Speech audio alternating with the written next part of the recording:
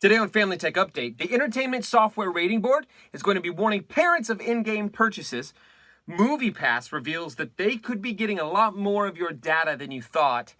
And Netflix is testing patches and badges to reward kids for binge watching. And finally, we're going to unpack some of the reason you have trouble with your Facebook and Instagram timeline.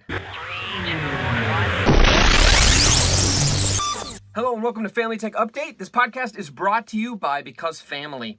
You can support Because Family by going to becausefamily.org/partnership. This organization exists to inspire and equip parents to be the first influence in the lives of their children. And this podcast and blog is one of the major ways that we do that. So visit becausefamily.org/partnership and learn how you can support us. And go to our Facebook page at facebook.com/becausefamily. There you can learn about our newest fundraising event that's going on in the end of this month, March of 2018. Called Make Your Own-a-thon, where you can create your own way to raise money for our organization and help us continue to reach more and more parents through our organization that helps them with internet safety and protecting their kids online. So let's talk a little bit about the news. First off in the news is some information about the Entertainment Software Ratings Board. I did a whole podcast episode over at becausefamily.org on this topic, so I won't get too deep into it because you could go over there to the Because Family podcast and listen to that. But here's a breakdown of what they've decided they're going to be doing. They're going to be warning parents anytime you can buy products in a video game, whether it be on an app or a PC game or a Mac game, obviously, or a game for a console like a PlayStation or Xbox. You will be able to see there in the bracket where it tells you your the ratings and why it's rated, what it's rated. It will now give you the option to know if you can buy armor or character gear or weapons or things like that in the show, and if you can, or in the game, and if you can, then you'll know that, and you'll get to decide if you want to buy that for your kids or not, based on those ratings. So that's a pretty good thing. Secondly, I want to talk about MoviePass and some other things too, because one of the types of websites and apps that are super popular these days are what they call data mining sites or data mining apps. And what data mining is it tricks you into clicking on it or downloading it so that you can go and do what it says you can do on there. So maybe it's a website that promises to make you look like a supermodel and put you on the cover of some magazine, or an app that looks just like a game you like, but it's free instead of $1.99. So you click on that or you download it, and when you go there, it asks you to give it permission to access your information on Facebook or Twitter or Instagram or Google, or to log in using Google or using Facebook. And what it does is it pulls all of your information from that, creates a profile, not necessarily about you, but about its users, and then it sells that information. And so the app is free. The website is free. It does a cool little trick to change your face, filter your face for you, and it's silly to share it on Facebook. But the reason it's free is because they are now making money off of selling the information you've given them permission to sell by not clicking the terms and agreements, just scrolling through and saying, agree. You didn't read it, you just agreed to it. And so there, you gave them permission to do whatever they wanted with your stuff. My microphone's showing. Boop. There, that's better. And so yeah, and MoviePass is the major news that kind of kicked off that topic, because MoviePass came out. Their CEO came out and said that they are now following you to and from the movie anytime you go to see a movie that you're going to see, that you sign up to see on MoviePass and get their $9.99 whatever for a movie a day. They're tracking you. They're finding out what you do before and after movies. They're using that information to sell and help pad their bottom line, because $10 a month isn't a lot for all access to movies. And so that's another way they're making their money. So finally, Netflix testing patches or badges to reward kids for binge watching. This is something that was released yesterday, March 11th, I believe. And they said that they're testing it. It's not something that's actually happening yet on the site for everyone. It's something that's being tested in small test groups. And so what it is when a kid goes to watch a show, they can unlock different badges or patches which are digital things, not actual physical stuff that gets sent to them, but they will unlock them, and these things will just be collectible. You don't get any more information, or you don't get any more content from it. It's just something you can do and or have and collect online or on the site. And it's made to be something to reward kids for watching multiple episodes of shows in a row, or getting to a certain episode by watching them in order. So it's basically rewarding binge watching by giving you collectibles to unlock. So kind of interesting, isn't that? It's something that could be maybe fun and exciting for kids and interesting, but it's something that as parents are more and more aware of the amount of time their kids are spending on screens, they may not want their kids deciding they want to unlock these badges or these patches. And the way you can know if it's available on your Netflix is if you look at the kids' profile in Netflix, you'll see a badge with a lock tab on there, or a little lock icon that's unlocked. And if they click on that and they're watching it, they'll unlock patches or badges in that way. Twitter was kind of all uproar with it because several folks were frustrated or unhappy at how they saw that, and they're like, the last thing I need is more reason for my kids to not want to get off of Facebook, or not Facebook, but Netflix. That's the last thing we need. And so I agree with that. I happen to think that that's a bad thing.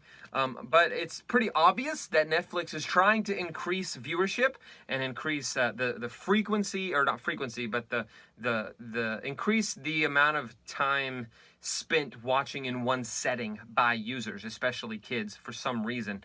And I don't think that's a good idea to binge watch as a kid. I have trouble with binge watching. I have to make rules for myself to keep me from doing that. In fact, I have limits on my circle for myself that alert me when I've watched YouTube or Netflix for too long, because binge watching can be a dangerous habit to continually be tricking your brain into thinking that it can get the instant satisfaction of watching that next episode every time it wants to. And so yeah, that can be a little bit disheartening, and badges and patches to allow them to do that or give them even more motivation to do that, that's even worse. So yeah, that's the news for today. I want to jump right in just a second here and talk about your timeline and social media feed troubles. So here we go.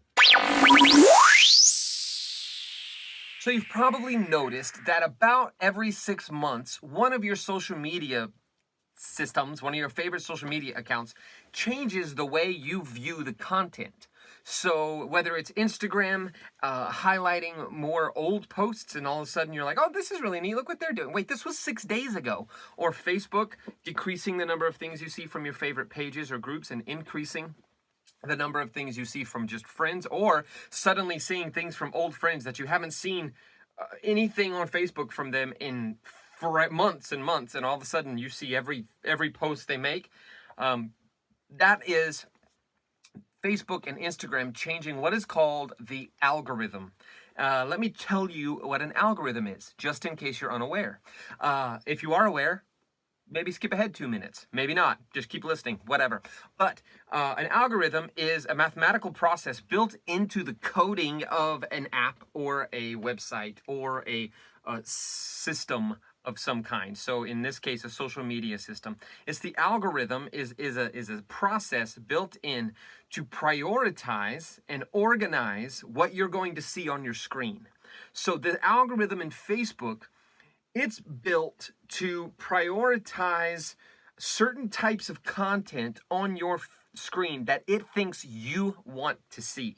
I've done posts in the past on familytechblog.com about how to try to kind of trick the algorithm, or not even trick it, but hone it to be what you want it to be. I've even talked about some plugins that I've downloaded to my browser on my computer that literally change the algorithm so that I don't see certain things, or it puts blocks on certain things that I don't want to see, whether it be political stuff that I don't care about, or certain memories from certain people that I don't care to see because I don't care about your kid's second birthday 8 years ago.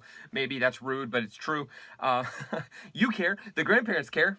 Not so much me. I don't really know them anymore, or at all. And so I've done that kind of thing. But what happens is every now and then Facebook decides, for one reason or another, recently they've been trying to curb this fake news issue where the folks with enough clickbaity or controversial looking headlines will get more and more shares, and it will cause it to show up on everybody's feed, even though they don't care about it or want it. And so it gets, it emphasizes or strengthens the information on that website, whether it's true or not. So whether it be something about celebrities or something about politics or something about science or not science or religion or whatever, it gets more and more, it increases more and more of the popularity because people are sharing it, because it's, oh my gosh, can you believe the thing he said about those things or those people or that stuff? And whether it's true or not, whether it's Russia or not, or some 13-year-old kid in his basement just giggling and eating ramen noodles, I don't know. But it's causing them to change the algorithm frequently. And this has caused a major uproar in guys like me, who are running a business or a nonprofit using Facebook to market and to reach our audience, because one of the things they did recently is they downgraded the frequency of pages like facebook.com/becausefamily showing up in your feed. One of the ways, if you say, hey, I want to see everything Because Family does, because they have great information that helps me learn how to protect my kids online, and I need that information so that my kids are safe. I want to see everything that they post. Then you can go into our page, and on the follow section, you click follow, click see first, and it'll show up every time, or tap. It'll show up every time I post. It'll make sure, Facebook will make sure you see it. That's one way to kind of convince the algorithm that this is what you want. Other ways are clicking share more and doing things like that. But they changed it because they're trying to curb this fake news thing. They think you want to see more from your friends and family than you do pages that you follow. Even if you've clicked follow, you still want to see more from your friends and family. And so they use their mathematical algorithms to decide what you care about more. Even to the point of, like, if you click like on more content that is short, they're going to put more short posts on your timeline. If you click like on more things that have photos, they're going to put more things with photos, or videos, more things with videos. If you share more stuff from Grandma Sandy than you do, Uncle Steve, you're going to see less of Uncle Steve and more of Grandma Sandy in your timeline. And so that's how they kind of manipulate the system. Plus, now automatically downgrading some of the pages that you follow. One of the other reasons is because they want us to pay for access to you more and more. And we'll get into that in a few minutes. Instagram, there's been rumors that Instagram is going to go back to their chronological timeline. That is never going to happen. And the reason that is never going to happen is because they believe more strongly that you want to see something relevant more than you want to see something recent. And so the Instagram timeline now will show you stuff from 6, 7, 8 days ago, even though your friends shared something just now. The other reason is they really want you to go to the stories feature. The stories feature, and even Facebook, the stories feature is chronological, and you're going to see things based on the timing of people putting it in there, and it's going to go away in 24 hours, so you have to see it frequently. So it causes you to come back to the app more often to make sure you don't miss anything that's been shared. It causes you to keep scanning through and see everything everybody's done because it's chronological. So their inline ads will show up, and you have to watch that 10-second ad to get to the next thing. And so that's what they're thinking. And the thing that they're trying to really do is monetize their platform. So they're saying, okay, if we can decrease the free access that these companies in their pages are getting to the users of our social media service, then they'll have to start paying for that access. And that access that they're paying for is going to put money in our pockets, and it's going to allow us to market even more and more to these companies. And so Nike is going to pay millions of dollars to Facebook to make sure that their ads show up in your timeline.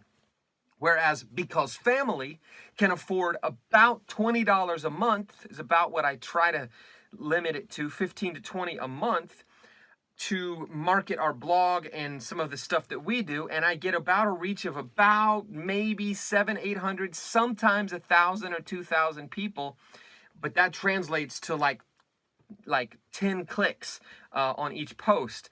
And so it's still cheaper advertising and better percentages than most, but it's hard to get a major increase in what you're doing because of the way it's just set up and built. And so so your Facebook feed is an experiment to Facebook. Your Instagram feed is an experiment to, well, Facebook, because they own Instagram. And so they're testing out what you like to do, what you click like on, and then they're letting these marketing people know, hey, if you use images with less text, you're more likely to get clicks. If you use videos that have text built in, you're more likely to get clicks. If you don't use any images, you're not doing very good. Use bright colors because this group of people prefer bright colors. Oh, in the group 22 to 25 or 22 to 35, they prefer you use some form of nature in your images or whatever. And they have all this information. And I get emails all the time from Facebook saying, hey, here's what you should put in your marketing based on the audience that you like to reach out to.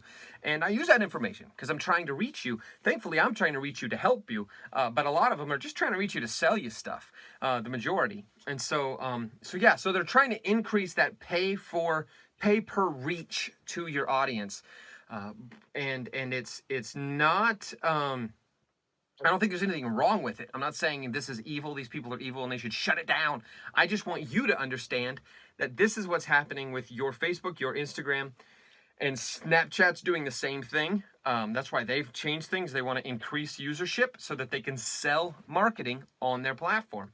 And so my point is for parents, and this is where the rubber meets the road, as they say. There's a system behind this social media that your kids are so into. And this system is being manipulated by marketing companies. They know if we use this system in this way, we can impact or reach more kids or teenagers or adults or senior adults. They can categorize it all as specifically because you put your age in these apps when you sign in. So they say, okay, if I want to reach kids 18 to 25 with my energy drink product. I just thought of that off the top of my head. And so I'm going to go in and I'm going to find kids who are age 18 to 25 who have liked Monster and Red Bull and cocaine, which is an energy drink, not the drug, and all the other, not the illegal drug, because energy drinks are also a drug because they're caffeine and caffeine's drug.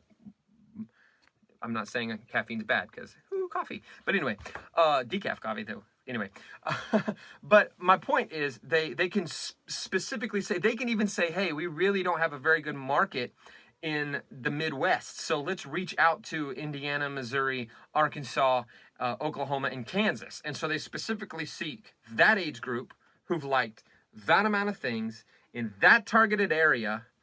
And then maybe they even decide they only want to talk to white kids because they're more likely to drink that stuff. And so they can even go by race. And so they're paying a lot of money to market, but they're marketing to this small targeted area who are more likely to click. And so the higher percentage of usage comes to them. So they know how to manipulate the system. And what's happening is Facebook, Instagram, Snapchat, WhatsApp, Skype, even Facebook Messenger, many of these social media things that we all use all the time, they are giving this information to these marketers and saying, hey, if you'll pay for marketing through us, you get to use all these tools just built in. And so that's, and then they do things like let them build masks on their camera platforms or location-based filters on their camera platforms, which then make us market for them. So we use a Power Ranger movie mask. I just saw that movie last night on Prime. So we use the Power Ranger movie mask and promote Power Rangers because it looked cool to look like a Power Ranger, but we've just sent Power Ranger movie advertising to everybody in our friends list who was going to look at our story. And so that's how they use those things. Companies make decisions based on their marketing opportunities. That's what these social media companies are doing. They're deciding based on their marketing opportunities how they're going to do things. So when they make an algorithm change, it's not necessarily to protect you from fake news all the time. If they're protecting you from fake news, it's because people using fake news to reach you on their platform gives them a bad image, and a bad image is bad for marketing. Cynical, but true. Social media is not made for the user. It's made for the advertiser. A guy that I follow some who he's not very family friendly in his content, but it's very useful as a marketer. But he always says marketing ruins everything. It's our job as marketers. It's their job to ruin everything. So Snapchat was so fun for kids and willy-nilly and fancy free. Well, now it's ruined by marketing, and even the company going public to make more money and selling their marketing more in the platform. They're making decisions based on marketing, even though the users are hating it. I mean, even the Kardashians are speaking out against Facebook's new user interface change. Not that it matters to me, but it probably does to Snapchat a little bit, because everybody agrees with the Kardashians for some dumb reason. And so it's not made for the user anymore. It's made for the marketer. And so here's what I recommend. And this is my it's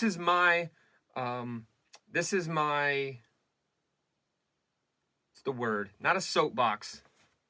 This is my stance for 2018. Okay, ready? Here we go.